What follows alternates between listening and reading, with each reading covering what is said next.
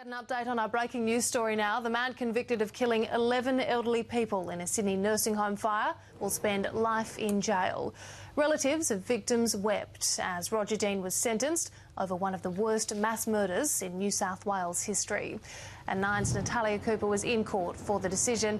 Nat, good morning. Take us through what happened.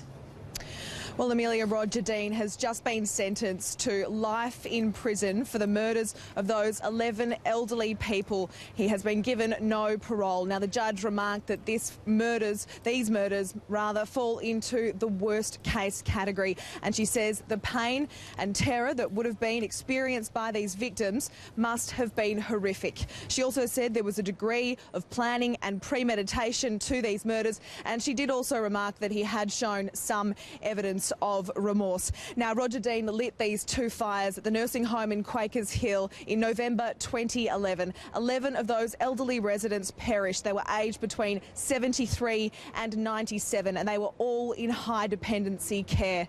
The judge remarked that Roger Dean lit these fires to cover up his theft of hundreds of prescription pills that he'd taken from the nursing home. She said that he knew theft of those pills would have been the end of his career. Amelia. No doubt a very tough day, Natalia, for the victims' families. How have they reacted?